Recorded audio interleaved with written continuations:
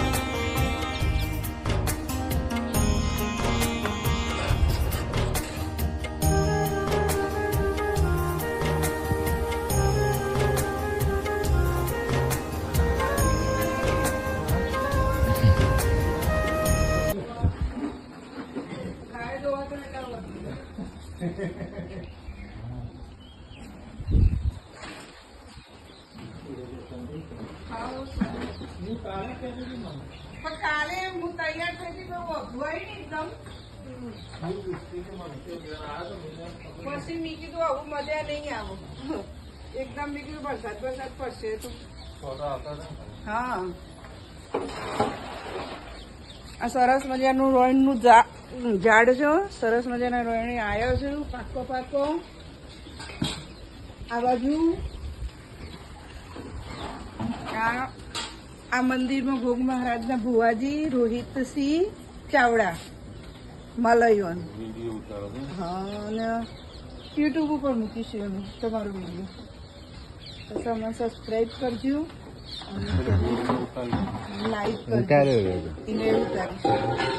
હાસ દો.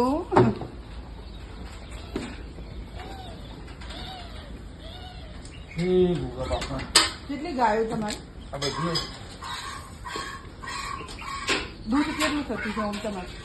ઘોઘા મારા તો જગ્યાના વર્ષોથી અમારા પપ્પા તકુબાના બાપા વરવાબાના વખતથી મહારાજનો દીવો થયેલો છે. બરોબર. અને એ વખતે દીવો થતો લગભગ આજથી 25 વર્ષ પછી પહેલાં એમ કે મહારાજ જાગૃત થયા અને ધૂમ આવેલા છે. પછી અમે વિચાર્યું કે હું કઈ સેવા કરીએ છીએ, મહારાજનું મંદિર બનાવીએ. 4 થી 15 વર્ષ પહેલાં મંદિર બનાવ્યું. આમ પ્રતિષ્ઠા કરે 12 વર્ષ છે. બરાબર. પરચાની તો એને કોઈ વાત જ નહીં, કોઈ બાકી જ નહીં. રૂબરૂ પરચા અમારા દાદાની વાળા જોરમાં ભેગું પહેલા બેસતા, ઊંઘતા, પથારીમાં, ખાટલામાં, ગમે ત્યારે જુઓ તો એમનો પરચો રૂબરૂ છે. આજે એવો જ પરચો છે. હમણાં મારો બર્થડે હતો એના ત્યારે રૂબરૂ રાતે ઊંઘેલો તો રૂબરૂ આવ્યા હતા મારા જોરમાં, મારા ખાટલા જોરમાં. એટલે પરચાની તો કોઈ વાત જ થાય નહીં. બરોબર. આમાં તો વર્ષોથી થાય છે અને અમે તારે કરતા હા રોહિણના પહેલાથી વર્ષોથી આ તો ના કીધું કે અમારી લગભગ 4 થી 5મી પેઢી, અમારી રુદ્રની 5મી પેઢી આવી, 5 પેઢી થઈ અમારી.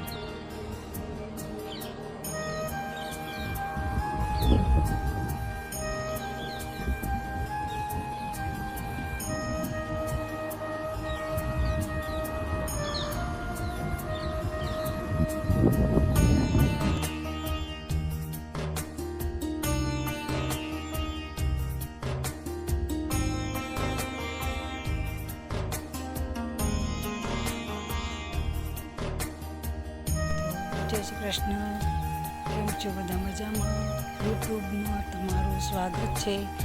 હું તમને નાના એવા ગામડાને શેર કરવા લઈ જઈશ, જે તમે જોઈને પણ બહુ ખુશ થઈ જશો. અહીંયા તમે જોઈ શકો છો કે સંધ્યાનો ટાઈમ થયો છે, એટલે સંધ્યા ખીલી રહી છે. કેટલી સરસ મજાની સંધ્યા ખીલી રહી છે, તમે જોઈ શકો છો મિત્રો. અને આ ખેતર છે, ખેતરની અંદર ઝાડ વાવેલા છે. આંબાના પણ ઝાડ છે, દાડમના પણ ઝાડ વાવેલા છે. તમે જોઈ શકો છો ને મિત્રો, કેટલો સરસ મજાનો નજારો નિહાળી રહ્યા છો. તો ચાલો હું તમને બીજે પણ લઈ જાઉં છું.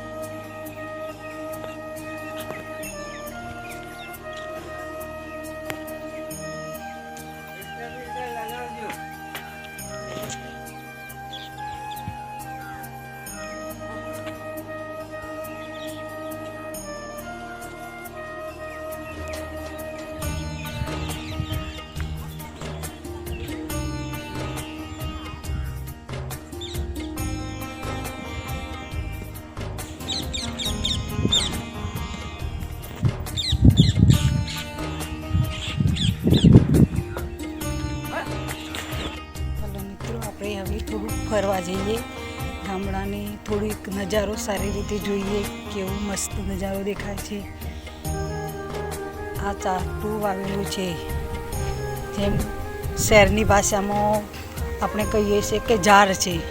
આ ઝાર વાવેલી છે, કેટલી સરસ ઝાર ઉગી છે, તમે જોઈ શકો છો મિત્રો.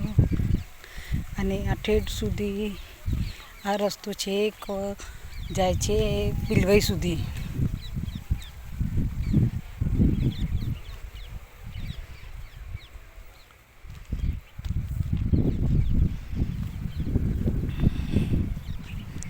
સરસ મજાનો નજારો દેખાઈ રહ્યો છે. સંધ્યાનો ટાઈમ છે, સંધ્યા પણ મસ્ત ખીલી રહી છે.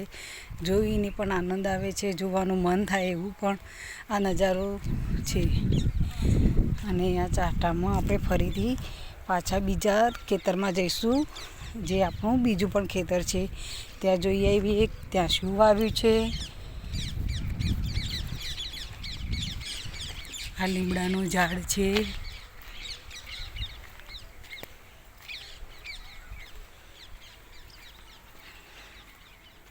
અને આ ચાટું વાવેલું છે.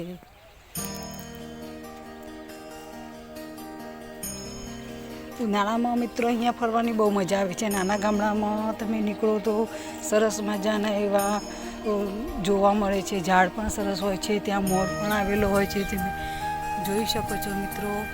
અત્યારે ચૈત્ર મહિનામાં તમે આ મોર પીવો તો શરીર માટે બહુ સારું હોય છે. આ સરસ મજાનું આપણા અંદર કંઈ પણ તકલીફ હોય તો મટાડી શકે છે. હું તમને બીજી પણ લઈ જઈશ. મારી સાથે બન્યા રહો મિત્રો.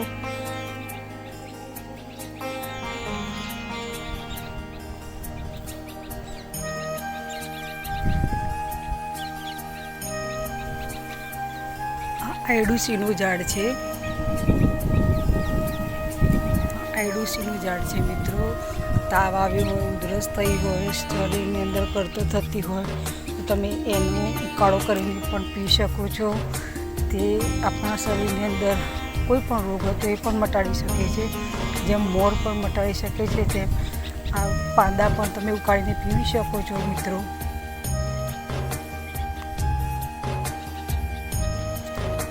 અને હવે આવી ગયું છે અમારું બીજું ખેતર. ત્યાં અમે ગાયો માટે સરસ મજાનો લચકો આવ્યો છે. તમને બતાવીશ કે આ લચકો કેવો હોય છે. આ નાનું એવું પતંગી ઉડી રહ્યું છે. જુઓ મિત્રો કેટલું સરસ ઉડી રહ્યું છે.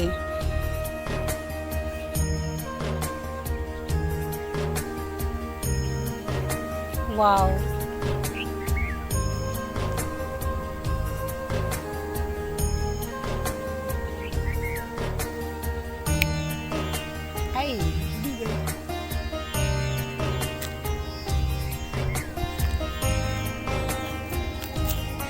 આ લચકો વાવ્યો છે મિત્રો. ગાયોના ઘાસચારા કહીએ છીએ ને આપણે, આ ઘાસચારો છે ગાયો માટે. પછી બીજો પેલો સામે છે એ પણ ગાયો માટેનો ઘાસચારો જ છે. તમે જોઈ શકો છો. હું તમને ઝૂમ કરીને પણ બતાવીશ.